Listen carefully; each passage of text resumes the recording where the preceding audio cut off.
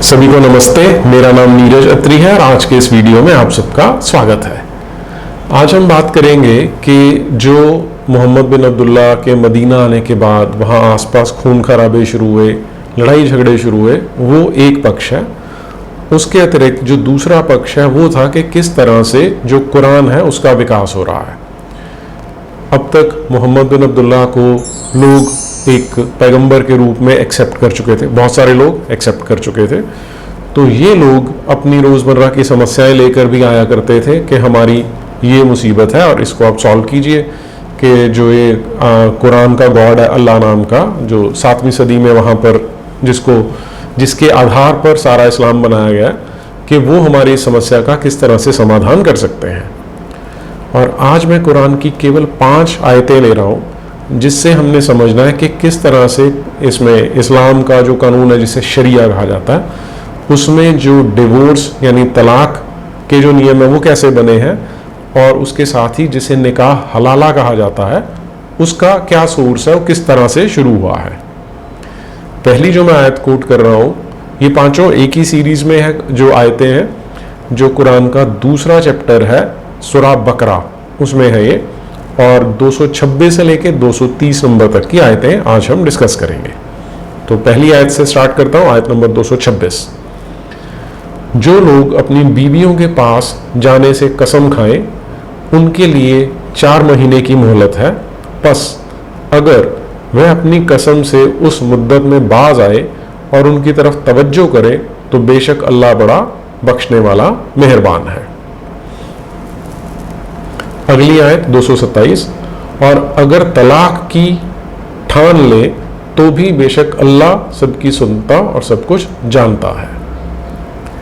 तो इन 2 आयतों में ये कहा जा रहा है कि जो भी मर्द ये डिसाइड करता है, वो किस दिन ये सोच लेता है कि मैंने 4 महीने तक अपनी इस पत्नी के साथ शारीरिक संबंध नहीं बनाने हैं, तो उसकी इच्छा है, उसके बाद बनाए या फिर उसको तलाक दे दे, डिवोर्स दे दे।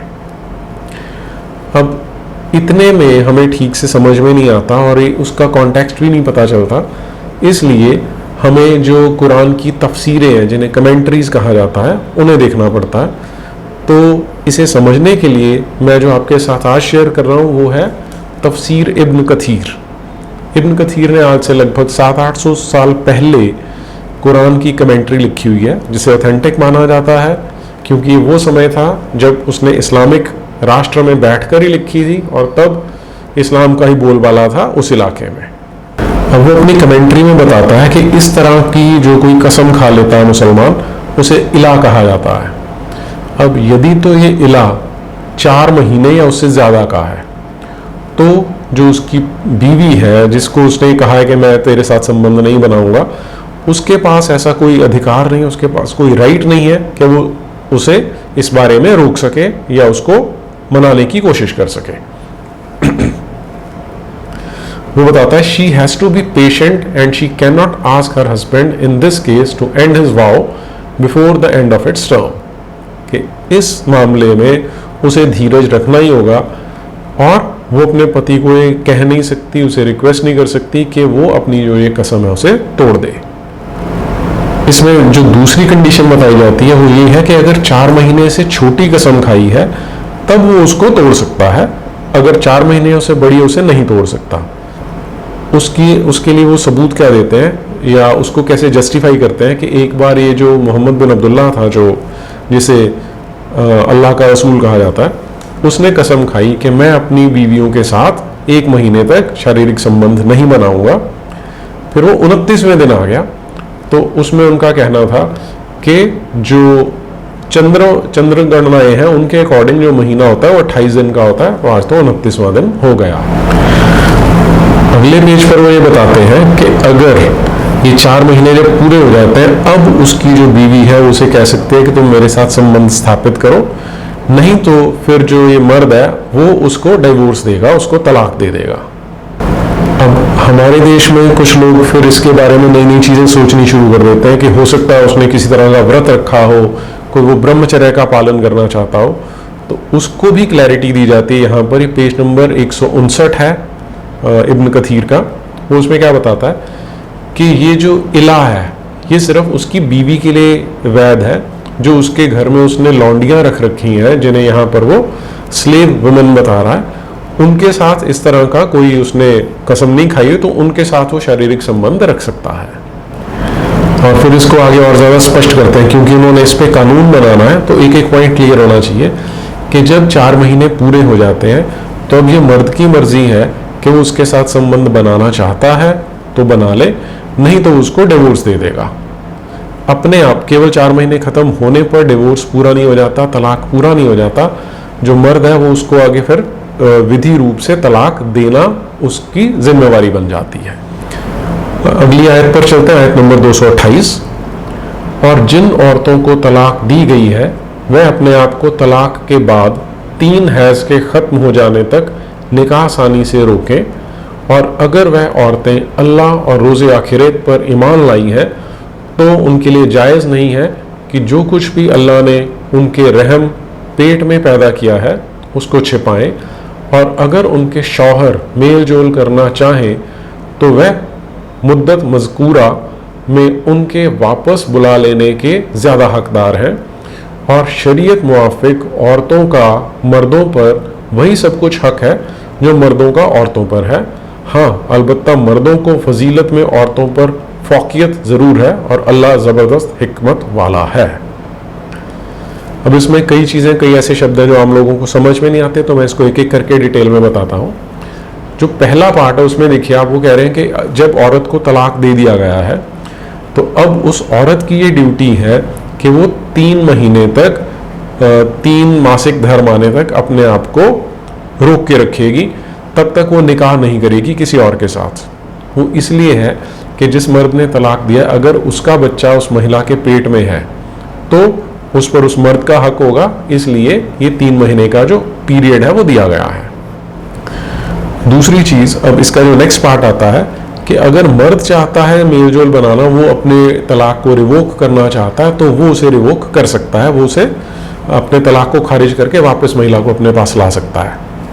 आपको ध्यान ये रखना है कि इस तरह का कोई भी राइट महिला के पास नहीं है, जो बीवी है उसके पास नहीं है, जो मियाँ है, जो शौहर है उसके पास है अधिकार। अच्छा, इसमें जो ब्रैकेट में मुद्दत मज़कूरा है उस पर मैं थोड़ी देर बाद आऊँगा, क्योंकि वो अगली आयत में आपको क्लियर होने वाला है। फिर आगे आता है शरीयत के मुवाफिक औरतों का मर्दों पर वही सब कुछ हक है जो मर्दों का औरतों पर है। तो ये सुनने के बाद बहुत सारे लोगों को ये लगने लग जाता है कि दोनों को बराबर रखा गया, मर्द और औरत को, कि मर्द के अगर औरत पे हक है तो औरत के मर्द पर भी हक है। वो भी हम आगे उसको भी देखते हैं कि क्या कहा जाता है। फिर से तफसीर इब्न कसीर में चेक करते हैं कि अगर जिसे तलाक दिया गया है उस महिला के साथ शारीरिक संबंध बना लिए गए थे तो ये उसका फर्ज है कि वो 3 महीने तक रुके ताकि पता लग सके कि वो प्रेग्नेंट हुई है या नहीं हुई है। और इस मामले में महिला पर ही हमें विश्वास करना पड़ेगा, क्योंकि उस समय और कोई ऑप्शन होता नहीं था। वो बताएगी कि वो गर्भवती है तो मान लिया जाएगा, वो बताएगी गर्भवती नहीं है तो भी उसकी बात मान ली जाएगी। अब ये जो इद्दा या इद्दत का पीरियड है 2-3 महीने का, जिसे 3 मासिक धर्म या 3 हैज कहा जाता है इस्लाम की भाषा में, इस पूरी ड्यूरेशन में जो मर्द है उसे पूरा राइट है, वो किसी भी समय चाहे तो वापस अपनी इस जो औरत है उसे बुला सकता है कि मैंने तुझे डिवोर्स नहीं दिया हुआ है।